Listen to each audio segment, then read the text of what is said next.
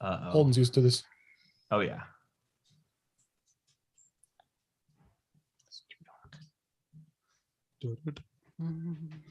It's waiting to connect. There it is. Wish I could like hide the wire for this. No, you're fine. We are live on YouTube, gentlemen. All right. Oh, Special effects. We post this in Back to the Future. Future. Back to the Future. Oh, Back to the Future. Yes, get it right. That's a Facebook group that Warren takes care of. Okay. I don't know if you're on Facebook. You're on Facebook. You're not on Facebook, are you? No, I'm not. I use Twitter only for podcast stuff. Right. I would avoid social media completely otherwise. Yeah. All right, just posted that in Back to the Future. close down. Let's see. There we go. Notes. We got notes. We've got notes. We got lots to talk. We have plenty to talk about. Yeah, there's a lot. I'm sure. Got that. And then, all right, let me start recording in Zoom for my backup. And I got you backing up too, Holden. And I'm going to start my audio hijack here. All right. Nice. I own every Rogoamoeba app. They're the They best. make great apps, man. All right, so recording there. And pull up my notes. Okay, I think we're ready. If you guys are ready. I'm ready. I'm ready. Let's make sure I got my notes here, guys. Where'd they go? Too many windows open. There we go. All right, let's do it. Episode 142.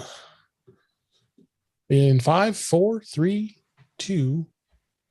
Welcome to episode 142 of In Touch with iOS, a podcast that talks about iPhone, iPad, Apple Watch, and Apple TV and related technologies. I'm your host, Dave Ginsburg, and my co-host, Warren Sklar. He's back. How you doing, Warren? Much better. Last week was not a fun night again. I had to redo a sleep study that they messed up the first time. So this is much better. So yes, it's good to be here. Glad you're back. And then we also have returning guests here. We have Mr. Holden DePardo and Mr. Brian DePardo. Hi, guys. Welcome back to the show. Hey, guys. I'm glad you guys are back. It's been, I think we last did our show around New Year's Eve, I think, if I remember correctly. Yeah. Yeah. And had a lot of fun. So we got lots to talk about this week. Apple never is quiet when it comes to stuff here. We'll be talking about some HomePod stuff, the iPhone stuff, and beta, and all kinds of stuff. Let's just dive right into it and jump into the news of this week. Mac Rumors is generally going to be our place to get some sources of news this week, as always. First story here is Apple is developing "quote unquote" a HomePod model with a screen and cameras. This is a report that was a couple days ago from Bloomberg's Mark Gurman. An unactivated temperature humidity sensor that's in the HomePod Mini that they were found. Briefly mentioned that Apple has been developing new speakers with screens and cameras. The report suggests that Apple could be at least exploring the idea of a HomePod model with a display and camera to compete with the likes of a Google Nest Hub Max or the Google Echo Show, and so on and so on. I'd be interesting to see this. This seems far-fetched to me, but the most interesting thing is the fact that the HomePod Mini has the humidity and temperature sensors. Holden, what do you think? This is pretty interesting. I'm like you. I'm pretty skeptical of it. Yeah. It just, when you're talking about visual-based devices where people could do FaceTime or something like that through, which is kind of the context in which this rumor is kind of leaked, I think people would be more willing to use an iPod or an iPhone or an iPad or their Mac for something like that. Right. Having this like screen-based HomePod doesn't make a lot of sense for me personally. I think one caveat is maybe they got rid of the regular big HomePod so that like HomePod Pro or something like that would have a screen, like maybe, but I don't know. I don't think that's necessary. Any thoughts, Brian? Yeah, I have to agree. I think this is kind of sketchy.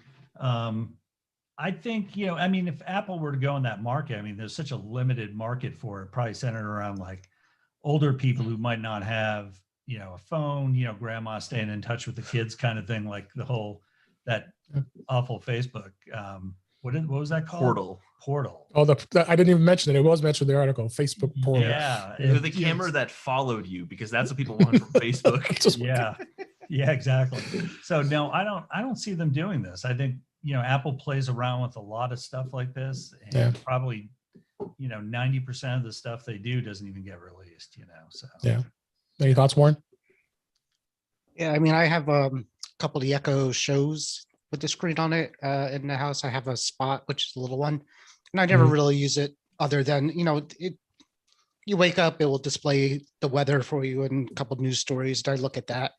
It also shows a photo. You can use it as a photo album. It's just kind of neat, but it's not something if you took it away from me today, I wouldn't miss it that much.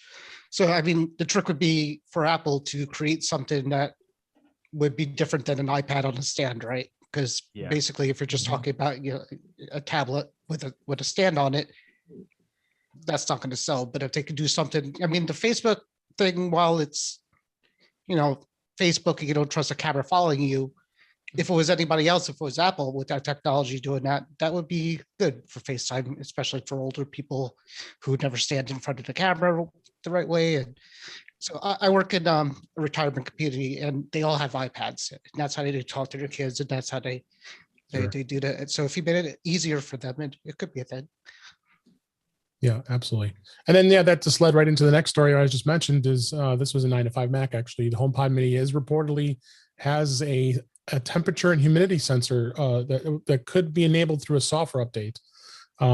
This was, again, according to Bloomberg, and it was backed up by analysis by iFixit, which I would definitely trust those guys. The HomePod Mini included a secret sensor that is designed to measure the current temperature and humidity of the room the HomePod Mini is in. And it seems like the sensor could be activated through a software update to provide new functionality to HomePod Mini users.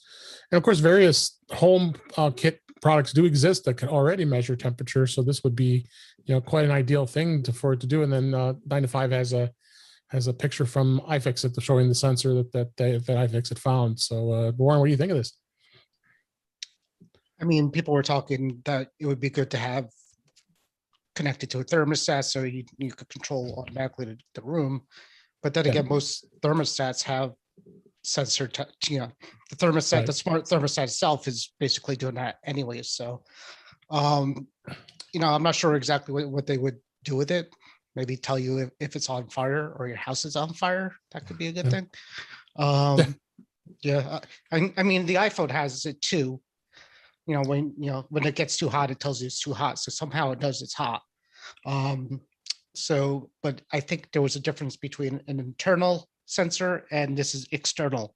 And that's what they were saying. This is measuring the outside of the device, where the iPhone measures the heat inside the device. Yeah. What do you think, Brian? Yeah, I think that Apple puts in chips that aren't activated, and that this could be something that's coming with the software update. Maybe it's something in a new version of iOS. They're anticipating features. They're thinking ahead because, they plan these products like way out in advance. So this just could be something that's going to lay dormant until Apple introduces something. It might interact with another product they haven't announced yet. So, yeah. And you hold on, what do you think? I was quite frankly a little confused about this. I wasn't certain what the purpose was, but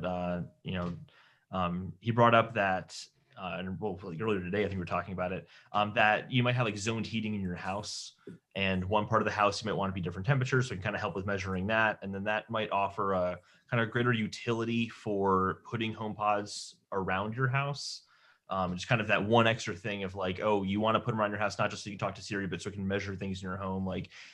It kind of extends beyond just the music and kind of lives up to the home part of HomePod. But we'll just kind of have to see. I mean, it's possible they never do anything with this. I mean, I feel like we've found sensors in products before that haven't been used, but I can't recall any off the top of my head. I'm just I think that's happened. I'm pretty sure. It was an iPod Touch. It happened once before with the iPod Touch. Yeah. They added Bluetooth to the device itself, but didn't enable it till a year later. For whatever Yeah, reason. yeah.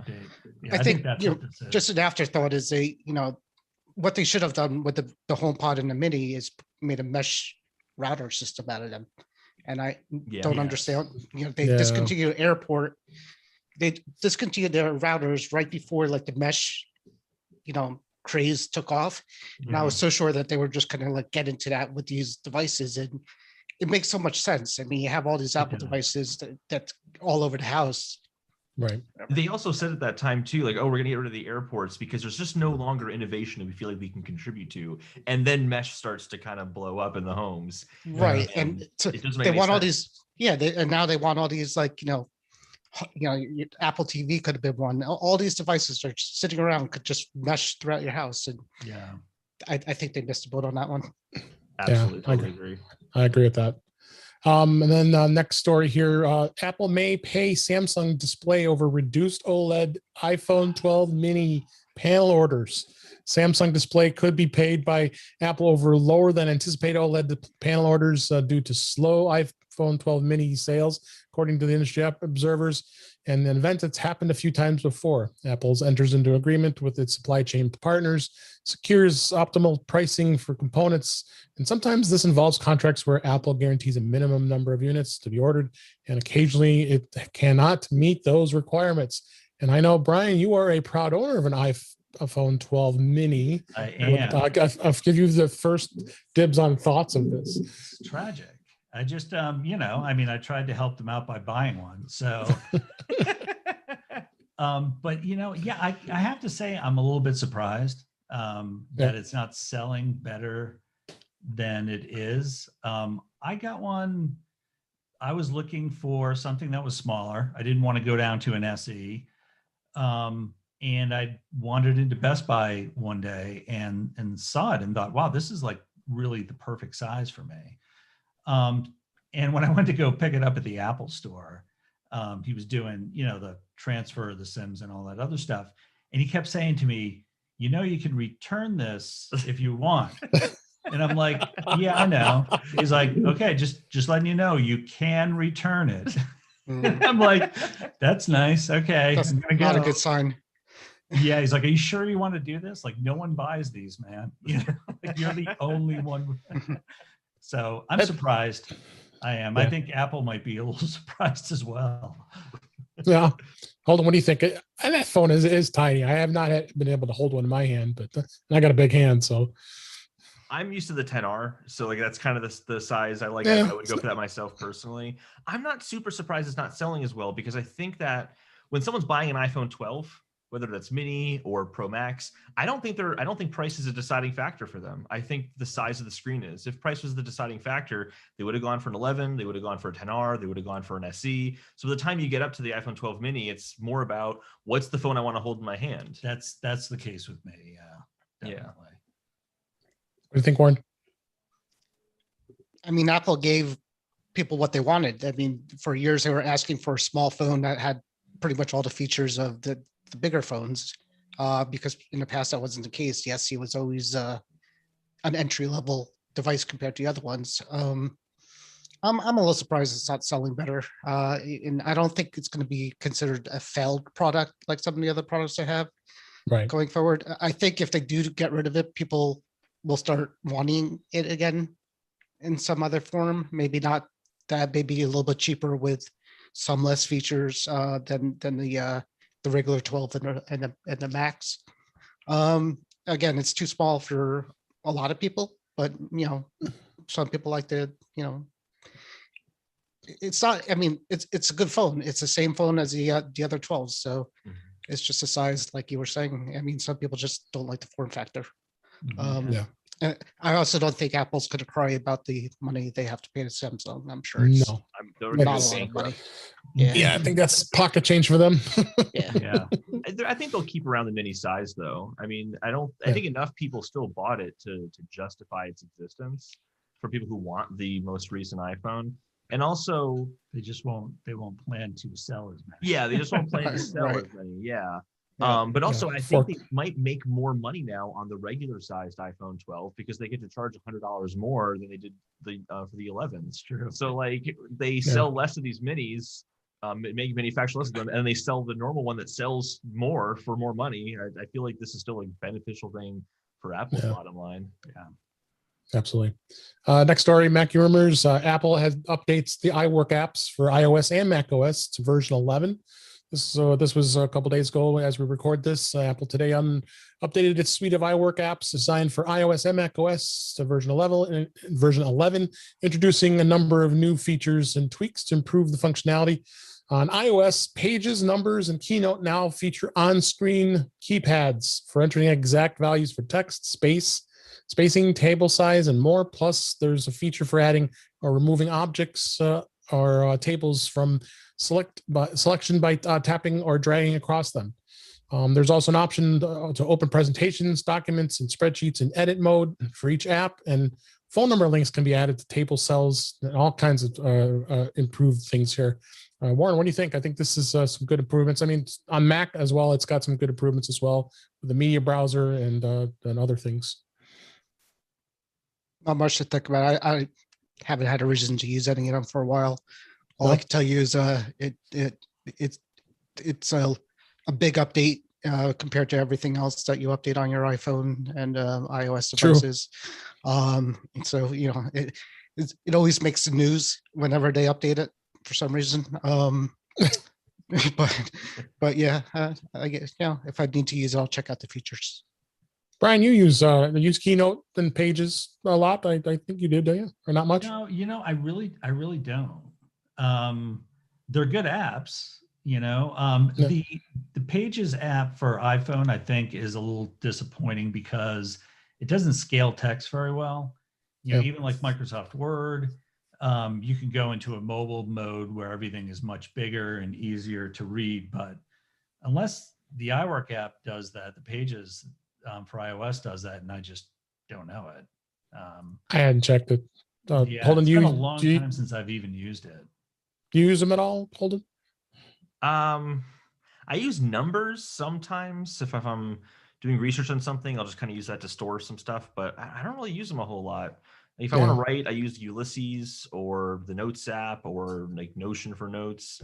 I don't know. I don't really use them that often. Yeah, I'm surprised you guys don't use Keynote as much. There's a lot of people really like Keynote, especially over PowerPoint. And they did significantly better. Absolutely. Oh yeah, and they added the option to be able to view presenter notes in Mac in the current next slide.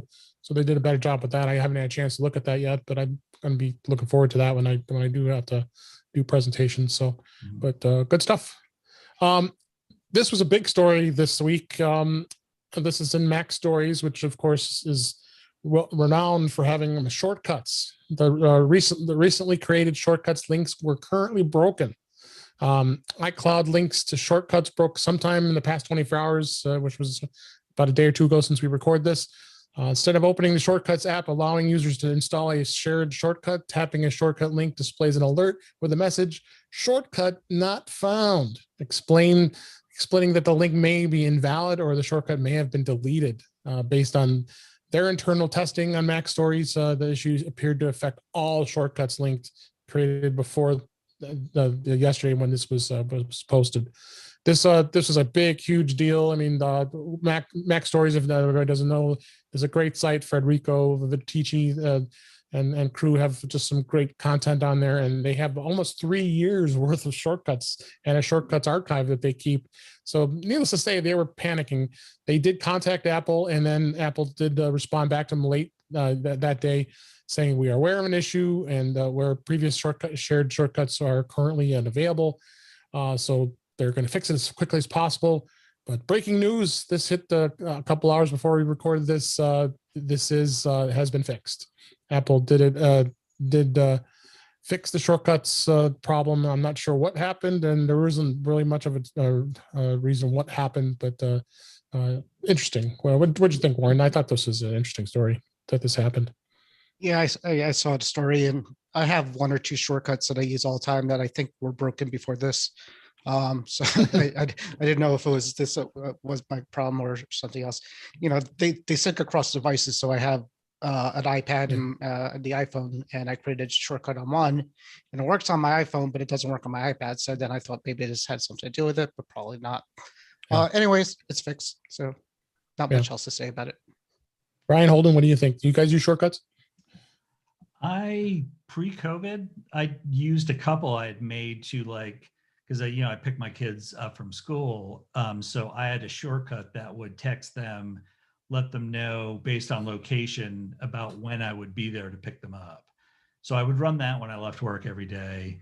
But other than that, I'm not one that's tinkering with shortcuts all the time or trying to automate things. I want to start playing with them more. It's cool. Finding the time. Yeah. Find the time to do it. Yeah. Do you tinker with them all, Holden? Yeah, so I have one pretty intricate shortcut. Did I ever told you about this? You sure did. I basically, whenever I want to add an item that I need out of my grocery list, I have a shortcut for it.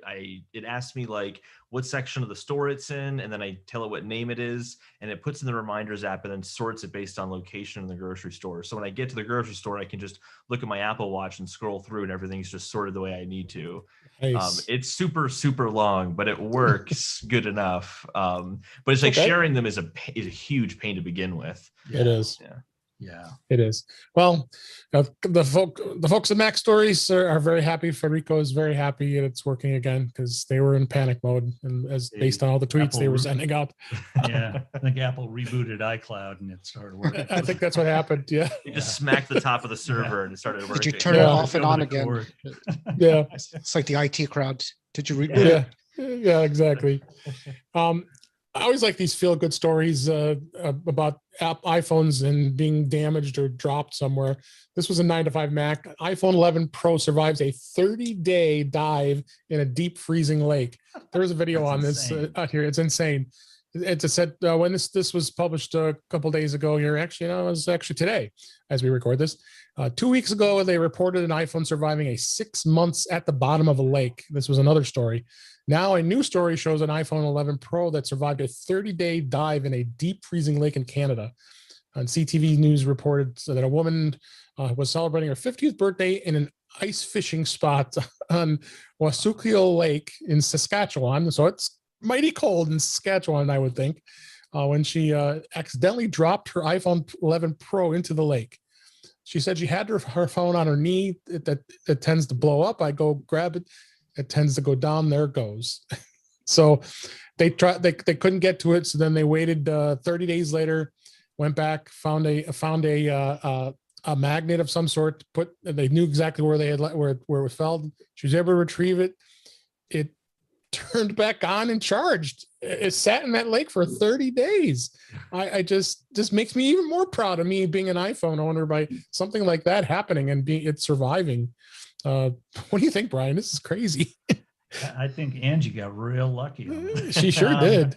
It is amazing. I'm always when things are quote unquote waterproof or whatever, it's I'll take a shower with my Apple Watch and I'll freak if I'm in there too long. Me too. I won't even submerge my watch. And so now that I can lay at the bottom of a frozen lake for 6 months, You'll still be scared of the shower though. Yeah. I think I'm good. But wow, that's an incredible story. That's an Apple there's a video too. I haven't had a chance to watch the video yet, but there's links in the show notes. You'll have to watch that.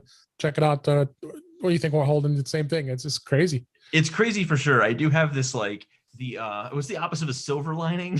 This person someone over the Apple store is a liquid damaged iPhone and be like, what do you mean it's liquid damage? I read that a phone was at the bottom of a lake for 6 months, and there'll be those situations for sure because of this. But no, obviously it's really impressive. Obviously a freshwater lake, so I don't think it was much of a problem of being a saltwater. Yeah, that's ocean. So any thoughts, Warren? Yeah, when COVID first hit, I saw a video of some actual person who's technical enough washing their iPhone under a faucet in soap to disinfect it. I'm like, you're a crazy person. And then I'm like, well, let's try it. So I took my iPhone, I ran it under the faucet with soap. You did it? Dried it up, and it was fine. So I mean, I've done that actually a few times now. But again, it's I do IT tech, and I've seen people drop phones from buildings and it being fine, and then dropping it from here to the carpet and smashing. And just like you said, with the water damage, just, sometimes you're lucky, sometimes you're not. So, right. This woman got lucky, I guess. There was a couple, there was a other story like that too, not too. Oh yeah, there's been many. I just thought this one was quite intriguing. It'd be 30 days. Crazy stuff here. They said it is waterproof. I haven't heard much about the durability of the new glass. It's not the grill glass, had the 12. They called it something else. But I haven't heard. Ceramic shield. They gave it a name during the presentation, but I haven't heard anybody like testing the durability or any reports on it or anything like that.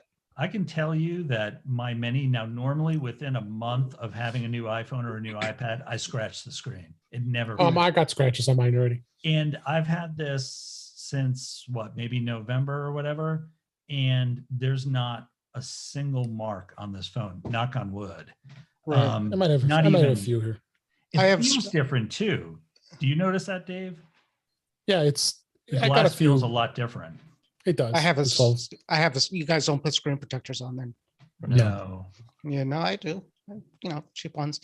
So I had an iPhone something at one point, and I had the screen protector off, and I went to the beach one day with it, and the sand scratched the hell out of it. I mean, and like I don't even couldn't even tell you when that happened. It was weird. Yeah.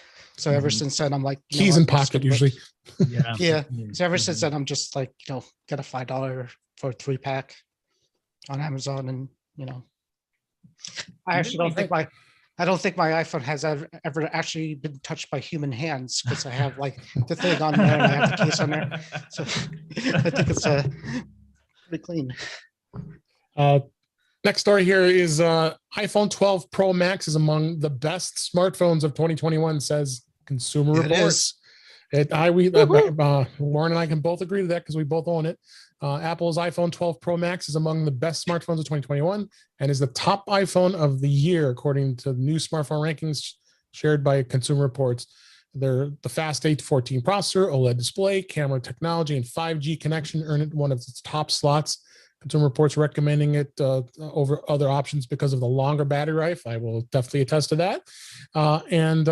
And larger display and the 2.5x zoom camera. Well, it will cost you $100 more than its smaller sibling, the iPhone 12 Pro. It will pack several more hours of battery life, a slightly larger display, and the zoom. So yeah, I don't think you have to say much else. And no, we will definitely attest to it. So all I could tell you is, every year I say when a new one comes out, I'm not going to get it because why would it be better than what we have now? It's the best. And every year they get us. Every year they do something that makes us want to get it. So I'm on the trading plan. No, hopefully this year they don't do anything like leave it exactly the same so I don't have to buy it. Yeah, just like we did the iPads. We stayed with our 2018s. Well, those were exactly the same, pretty much. There was like one difference between the two, but it wasn't worth it. Yeah. What do you think, guys? Holden, what do you think? I mean, better version of best phone ever is now the best phone ever. So I mean, it's not super surprising. I have a 10R. I've been very happy with my 10R. I did feel at launch that kind of urge to buy it because the 12 is just really, really nice overall. This is the 12 Pro Max, of course, but just 12 in general is just so nice. I'm very tempted, but I'm holding out still. I'm holding out. All right, Brian, any thoughts? You're still happy with your Mini? I think they misspelled iPhone 12 Mini in the headline. That's what I think. Due to the slightly reduced battery life from the other models, the 12 Mini is the best iPhone of the year. I will say this: the battery life on the Mini does suck. Does it really? I mean, is it as bad as they say? I mean, it lasts all day. I will say that, and that's all I needed to do. But it's around maybe 20%. I'm not one who sits on my phone, for long periods of time. I don't use it that much, so I'm surprised that the battery life isn't better. Yeah, well, they say in the article here too that it is in the top 10 rankings of all the other iPhones are, as well as the 11 Pro Max, 12 Mini, and 12 Pro is in there. So we're not all surprised. The iPhone is the Mini is the best iPhone for small hands, is what it says in the article. Yeah. What's it say about me? All right, let's I'm gonna kind of treat this as a topic, if anything. I kind of wanted to talk about this only because it was kind of exciting, and many of us on this panel have been around with Apple and Macs for quite a long time. It's been 20 years since Mac OS 10 it was introduced, and I really iOS would not be here as we know it today if it wasn't for Mac OS and that Mac OS 10 back in all those days. I linked the article in the show notes from 9 to 5 Mac, and I like the headline here. It was on an act of desperation at the time because of OS 9, of not people too happy with the way OS 9 was, but it's got quite a bit of history. And Brian, I know you've been working with Macs for a really long time. Yeah. And I kind of like to hear your spin, where Mac OS has gone, and then how do you think it was influenced by iOS? Well, I mean, they were in a very desperate situation. Apple was when they bought Next. At the time, everyone thought they're going to buy BOS, and I loved BOS at the time. So I was kind of really rooting for that. But they weren't I'll tell you how desperate it was. I was at Mac World Expo in Boston, I think it was 96, and Apple was doing a demo of Copeland. And it literally, in a 15-minute demo, it crashed about 6 times. It was just a mess. Kind of like Windows 95. They needed something. So, we wouldn't have iOS without Mac OS. We wouldn't have iOS without NextStep, Right. And I think that, if you remember the early days of OS 10, where you click on a menu, wait 10 minutes, and it finally drops down, it's come a long way. But I think that iOS has really led the way for the more recent versions of Mac OS. Yeah, I think so. I think it really has. Warren, how long have you been part of the Apple world for quite a long time? I don't know how far back you went. Thinking about. I think I was like right between Leopard and Snow Leopard area. Yeah, I think you and I were right around the same time when we started being immersed in Apple, like I am. But I remember playing with OS 9, OX, whatever they called it, and not being kind of confused when I looked at it the first time, because I started with DOS and then Windows 3.1 and then 95 and did that whole thing. But yes, my first one was I got a Mac Mini. I think it was the first Intel version of the Mac Mini. Did you have a Core Solo? It was something like that. I think it was the first one. Yeah, that was horrible. That was one of the very first Mac Minis. Yeah, that was a bad one. But it was, at the time for me. At the time, it was great. So so I started from there, and now now here we are. Like it, obviously. Now, Colton, what do you obviously had been in as long as we have, but would you have any thoughts with Mac OS and iOS? Yeah, I mean, Mac OS or Mac OS 10 even has just been the way I've been using Macs pretty much my whole life. I mean, right. Came out in 2001. I was 8, so I didn't really have it. I mean, I remember kind of what Mac OS 9 looked like, but hardly. Oh, yeah. You be at my computer renaming folders. And I have no memory of that. He actually Brian might be able to bring memory because he's got a few machines that has it running, I'm sure. I do. I have a 2CX back here, right here. He actually, that same computer right there, when he was a little kid, he was so amazed that it sucked the disc in when you That's right. And so he kept shoving them in and then got really mad when they weren't coming back out. And so I took it apart and I found like 3 discs wedged inside the case. Oh my gosh. So yeah. He hasn't let me touch a computer since. No. Well, that's why he has his own. He can mess his own machine up, right? Yeah. No, but it's a good. Yeah, go ahead. Going back to Mac OS 10 though, I really do remember Lion as kind of the first time that Mac made that jump to being like iPhones and iPads, to bringing the gestures in, and that's full screen. That's right. When I think I really started to really like Mac OS a lot, apart from just being a computer I had to use. Right. That was kind of the first one for me I really enjoyed. And the App Store too came out that update. It was like 30 days after or something like that. Like there's a delay. Snow Leopard was the first one with the App Store. Yeah, you're right. Snow Leopard was right. Yeah, it was announced like when they announced Lion. I think there was some sort of alignment there. Was my memory of it. I think. Was it around the time they made them free updates? I think it was around that time. Yeah. Snow Leopard was the last paid one, I think, and then Lion Star was free. Lion was free. That was one of the best Steve Jobs moments, is when he got on stage and said, "We're selling." I think it was Leopard. There's the basic edition for $129. There's Enterprise for $129. There's that was hilarious. And the Ultimate Edition, all the features for $129. Yeah, compared to what Windows was doing.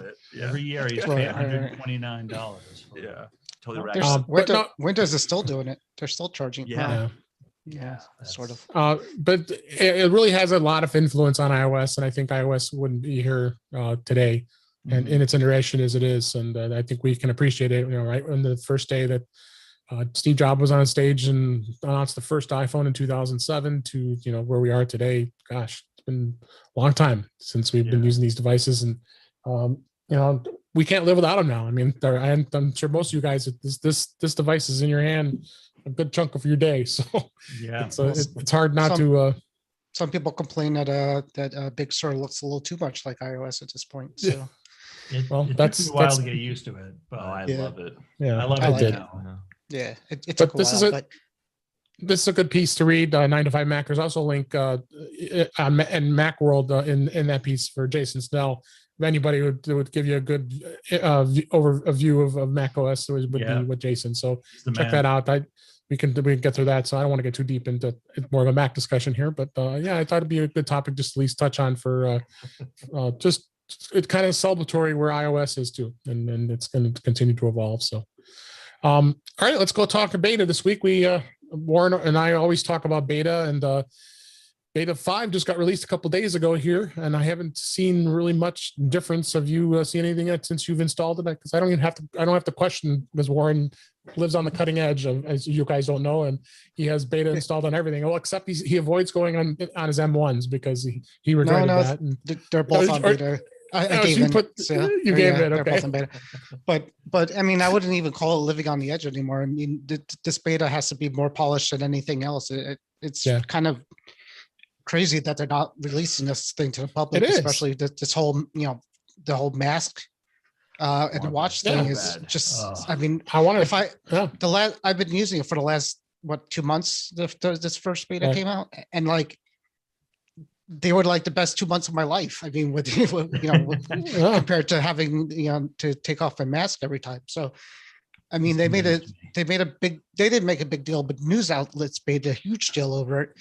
And if I was a normal person, I'd be sad watching people have it and not me. So, what do you think? Next week, 2 weeks? I can't imagine I mean, there's no announcement. I had thought they're waiting for the announcement for the new products coming out, the new iPads and just nothing. So, but I agree. It works. I mean, right? I haven't found any problem with it. I mean, once in a while, it doesn't unlock with the mask. I mean, you have to put in the password, but I don't think that's a bug. I just think it's, happens. I don't know what they're waiting for, to be honest with you. Yeah, and the article goes through, we've been talking about over and over again, again, we're talking about the Apple Watch being able to unlock the phone with your mask on, being able to have two SIMs, or I'm sorry, the eSIM and a SIM, and have two carriers that will run 5G for you, which I think is exciting. And Fitness Plus stuff, and then they've added so much stuff we've talked about a bunch of times, and I don't think as you say, I don't think you see much else in difference of between 4 and 5, right? No, nothing at all. So I think the article says that they removed the Siri. You put it in the next article. Doesn't it remove the Siri in the iOS as well, or the references to it, or is that just on the Apple TV? I think that was the Apple TV. Okay. Yeah, that was from last. I didn't put that in here, but I'm sorry. No, I do have the article in here. This is the other article about tvOS. It removes Siri remote mentions in tvOS beta 14.5, and then changes the home button name in itself. Yeah, so tvOS 14.5 beta. There's some small but notable changes, which is unusual because when I tend to not look at tvOS when it updates, because it generally has no updates other than what else is going to be there? Yeah, it said Siri remote has always been Apple TV remote in countries where Siri functionality is not available on the Apple TV, but now Apple is using the Apple TV remote wording in countries where the remote was previously referred to as the Siri remote. Okay, so this is just another country that had to change it to have to adapt to it probably. So in other words, nothing, no big deal of updates. So but Apple TV, that's a whole nother story. It's just emojis. You're missing out on, if you're not on beta, you got what, 5 to 10. Emojis About on Apple 15, TV. 15 no, on the iPhone, you're missing emojis. I didn't look at that. With the beta, yeah. You're missing Some new ones. The guy smoking a cloud and the Oh, I see needle. 'em. Yeah, the hypodermic needle. Good stuff. Yeah, I'll use that a lot. Yeah. Oh, of course, the AirPods Pro Max. You got all Yeah, that. you got that too. Yeah. With the So, remote, I really hope it's indicative. It probably isn't indicative of this, but I really hope they're gonna redo the remote for Apple TV. Oh It's God, yes. awesome, and it's also really expensive, and so is the Apple TV to buy everything together. It's like cut the Yeah. price down with a not cheap remote, but like just less expensive remote. I just use my phone. Yeah, I use use my my phone. phone. I use my phone. I use the phone. Exclusively. I'm also, if you guys aren't familiar, I did a review on it. The Function 101 makes a remote Yeah. that's really nice. The only bad thing about that one is it doesn't have Siri and doesn't have the touchpad to move things around. But it looks and feels like a regular remote. So normal people who don't need to have those functions are I gave it to my wife. She's like, oh yeah, this remote's a lot easier than the other. I can't figure that out. Not having the touchpad is actually a benefit of your remote, because Right. that you You hit it. I end up touching it all the time when I'm Yeah. not trying to touch it. I ended up breaking the remote like 2 days after I got the Apple. Oh, is that TV. why you guys don't use it? Yeah, and I kept saying to the kids, "It's really fragile. It's glass. It's got a glass. Don't touch it." And then I'd break it. A few days later, so. Well, if you give it to Henry, he would have broken it in like 30 seconds. So So, all right. Well, that's all we pretty much have for beta this week. Like I said, let's hope they come up with come out with stuff here. I also put in here WatchOS 7.4. I don't think did you see anything on WatchOS? That's the same thing, right? Nothing earth shattering, right? no blood pressure, Yeah. No, Yeah. nothing huge. Unless- they activated the hidden chip in the watch that I don't know about. That's watching me sleep or something Yeah. stupid like that. Exactly. Next topic I wanted to bring up is blocking spam calls, and boy, it has just been god awful. I'm assuming you guys have been experiencing the same thing as of late. It's terrible. I mean, it's constant. I mean, I must get 5-6 calls a day, whether I want to extend my warranty or if I want to, or my electric bills. I'm paying too much. Yeah. Or the so- Marriott. Do you get the Marriott's calls? I haven't got those. I get your friend referred us to you. You want to stay at a Marriott and extend. Yeah, and well, ex- I'll be all over that. yeah, exactly. Mhm. Yeah. So I've gotten 5 today.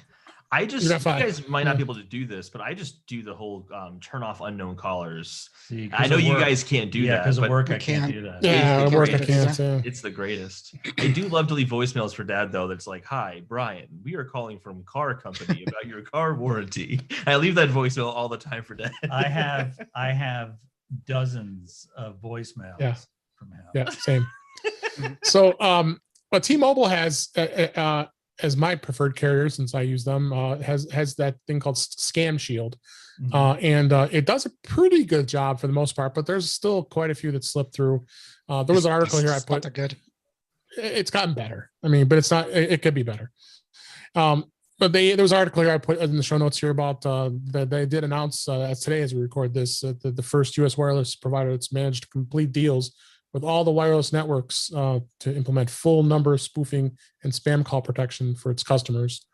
With the partnerships in place, they had completed the implementation of the STIRS/shaken standards that are in place to combat these illegal caller ID spoofing. Because oh my God, the spoofing is just off the charts. It's just crazy. Yeah, T-Mobile is now able to authenticate calls with its wireless and network providers that represent 98% of the wireless customers in the United States. So You ever get a call from yourself? I've I don't got know for the myself. number off. I I got a prefix. got myself once, yeah, and I answered. I'm like, "Why am I calling me?" and they probably said we're going to extend a warranty for you. Yeah, Yeah. probably. More than likely. So I mean, the app has gotten better, and the nice thing about T-Mobile is compared to AT&T and Verizon, who's charging for it each month, if you want the advanced features, $4 a month, they're actually now offering it for free. They're including it with your plan. It does help, and I do see scam likely all the time on it for the most part. You also could get a service like Digits, which allows you to get an alternate number that you could give out. I had to cancel that. I had to cancel that because I am getting calls. I got one call that was intended for me in about 2000 that was intended for Ashley, the previous owner of this phone. That phone number, yeah. So there's other owner. options. Yeah, there's other options. So, but you guys just you block. You said you block all your unknown callers. So I guess I can't call you. So if I call you, I'll go right to your voicemail. You send me a voicemail. I'll respond to it. I'll look at the voicemail. All right, cool. But you guys don't do anything else special. You just let it go. I just take the pain. That's what Okay. I do. Ignore them if you don't know the number. That's a problem. Like you said, for us, you and I, for work, we can't just, especially when. But if it's a local number, if it's something that's in the area, it is. But sometimes all wrong. the spam likely calls from me are all in my area. Yeah. They're all like almost my phone number. They're like 2 or 3 digits off from my number. The same extension. I did have the unknown callers turned off, so I would get unknown callers. I had the benefit of having a Chicago number, but living in Rhode Island. Yeah. So anytime I saw 224, I'm like, it's a spam call every time. Well, I got 847, so or Dave, yeah. Well, I'm 847, so I don't even think I don't have the app installed. I used to have it installed. I should put it back on. Yeah. So I just good information. We'll let everybody know out here. So next topic I wanted to bring up is anybody use do you guys use the app Reflector? It's a great screen sharing app on the Mac that you could share your iPhone very easily. I don't know if you've ever been used that before. No, I haven't seen it. I haven't heard of it before. Oh, really? I love this app, and I've used this for years, doing a sharing of your iPhone or your iPad through AirPlay onto your Mac. It creates an AirPlay way, just kind of like what you would do with your on the Apple TV. Yeah. And so Reflector hadn't updated it in a number of years, and especially the fact that they didn't have a version for M1. It was Intel only. So finally they updated it with Big Sur support, and it's got new device frames. And more. We got an article in 95 Mac that's going over reviewing it. I'll also put a link in the show notes to purchase it. It's not terribly expensive. You can get a $17.99 for the Mac version, and they also have a Windows version, believe it or not. So you can buy a unified license, and it'll work on either Windows or Mac. And not that I would ever want to use it on Windows, but too often. But Windows. Or yeah.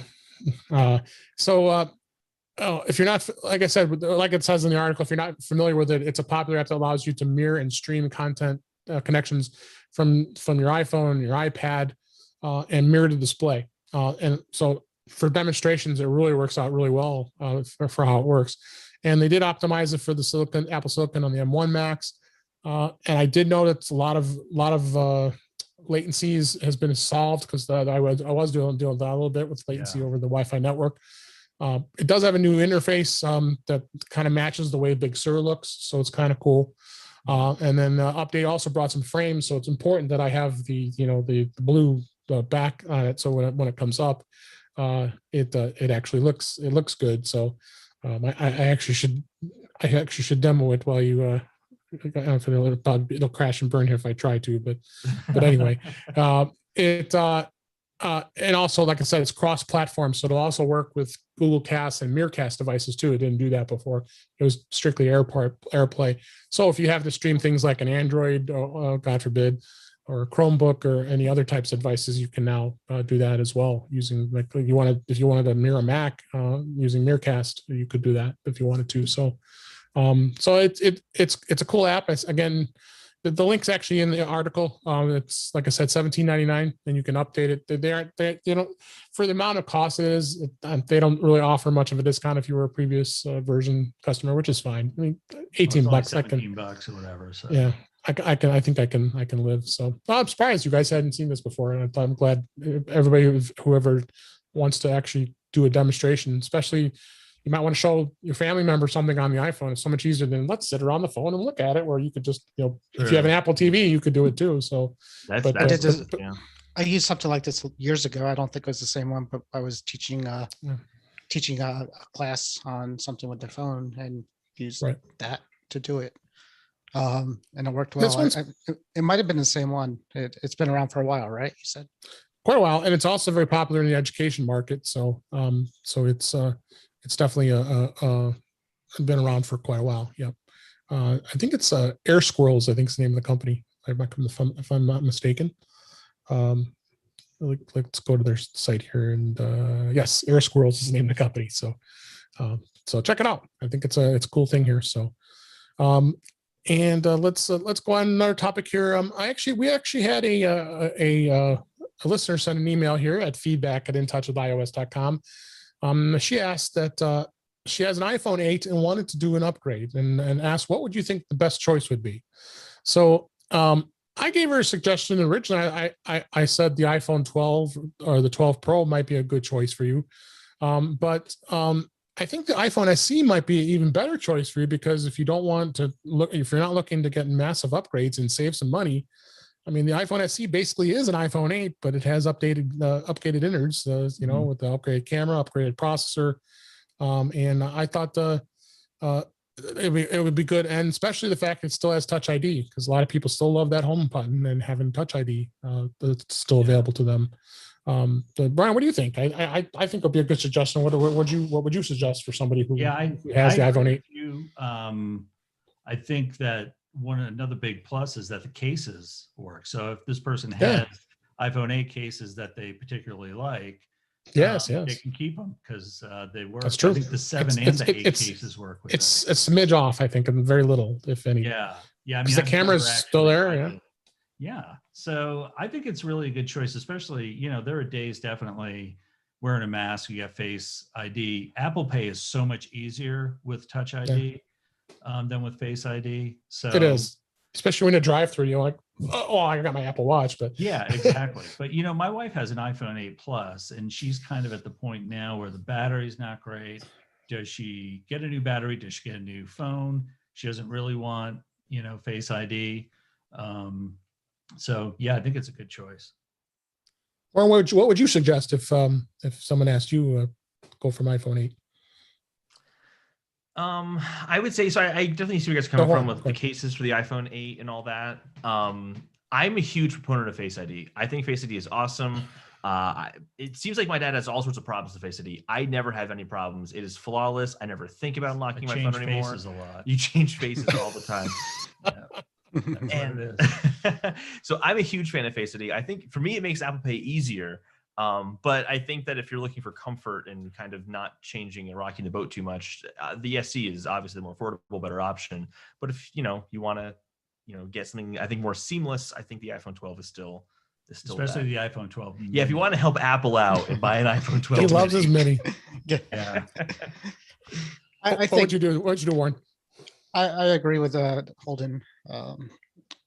Right, Which one's Holden? Yeah, that's right. Yeah, that's me. Yeah.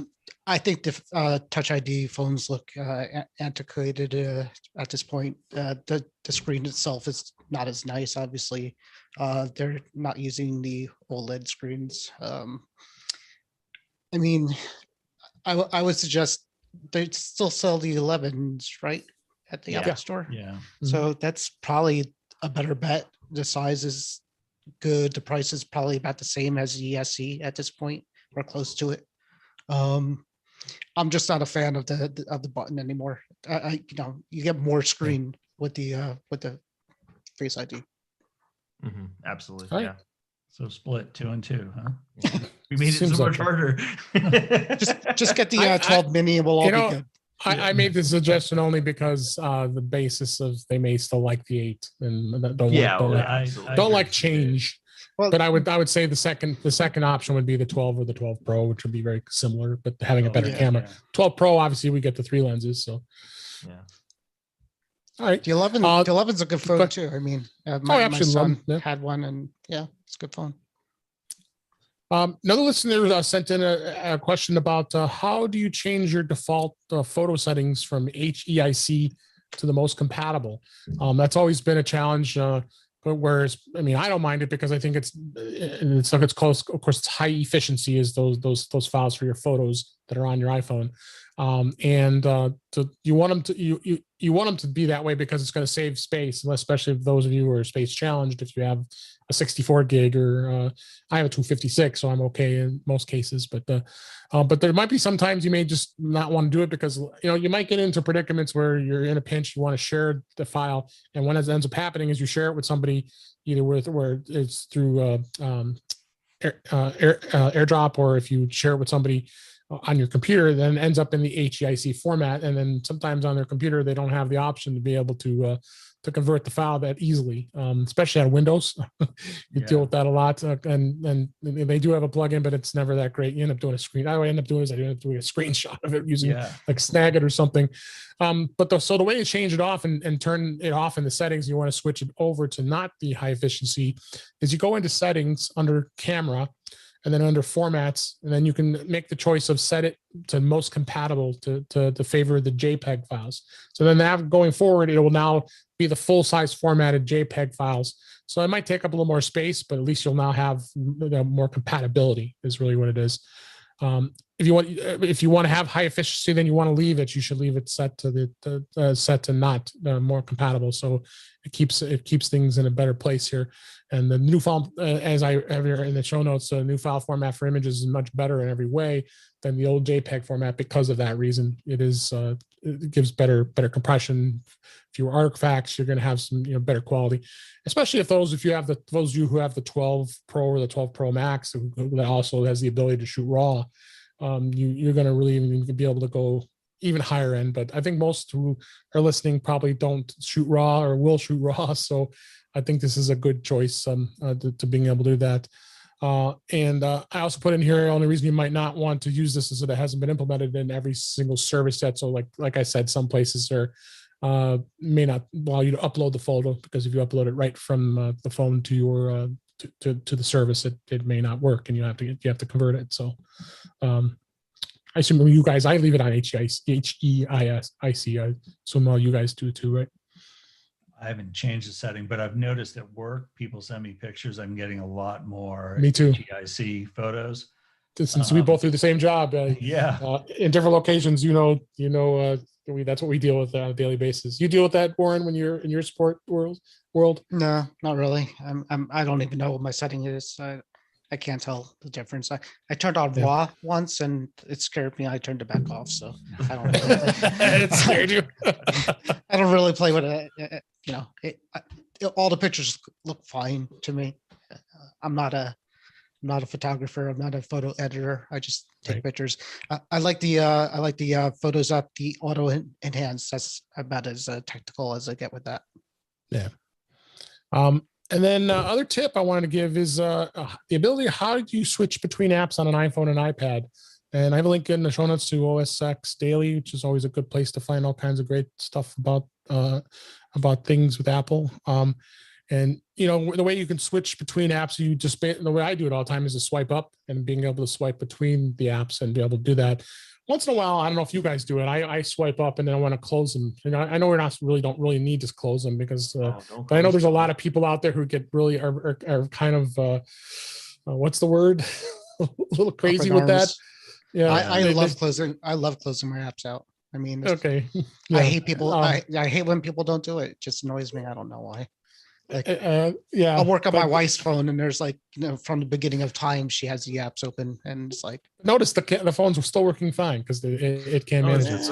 It's designed to leave them all open. It's a psychological. Yeah, but some apps do need a close and open sometimes. Yeah, because they're coded seen badly.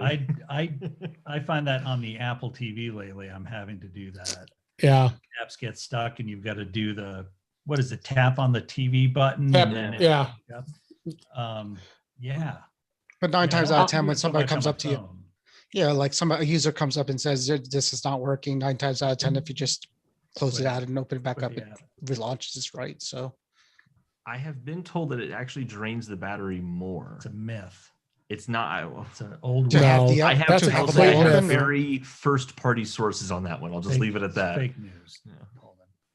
It is fake news. Yeah, it does not drain the battery. That's been an old myth for years. But really the nice thing about it is being able to switch to, and really the tip in mind was to be able to switch between apps.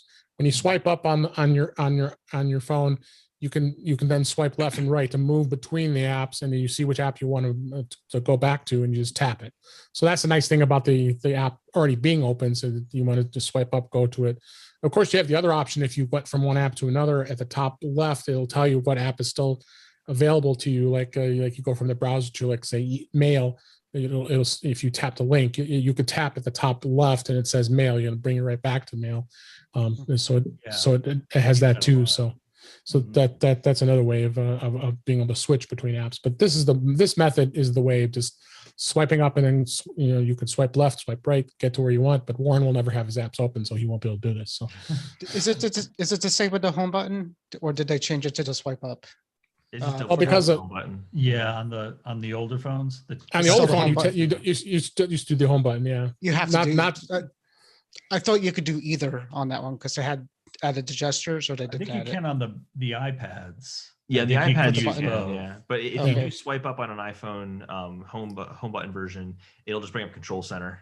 Okay, right. Because Control Center is in the bottom as opposed to the top. Right. The top, right. That's right. There's no top swipe. So. All right, and then the time is winding down here. I just wanted to bring up one app that I saw here. This actually, I linked over here to 9to5Mac because it gives good information about it. Opera, which is a alternate browser that's out there, launched a modern redesign for its minimalist iPhone and iPad browser. They did a major update to this, and then I guess it used to be called the Opera Touch iOS browser. I didn't even realize that. It's now rebranded to just Opera.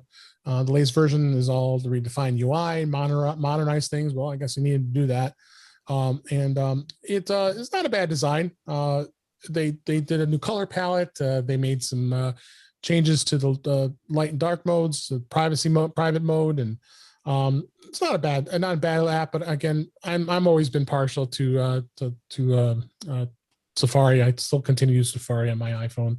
But the other browsers are on there too. I mean, Google Chrome, Microsoft Edge has gotten a little better. And Firefox, I've used that once in a while. I got that on there too. And but I got to have all the browsers on it because you want to try them and see how they work. But honestly, Edge actually doesn't work too terribly bad on iOS compared to. I haven't tried it yet. This. I switched as soon as they let you switch to defaults. I switched to Edge, and did you? I have one or two things, like we get an email from work every day to do a COVID check-in.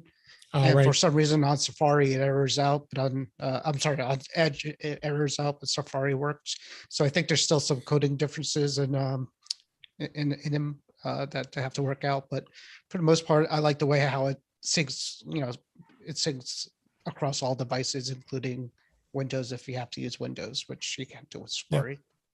Yeah, absolutely. Yeah, no, and it works with and for work too. For us especially, decide we want to use a browser to be able to access some of the work resources.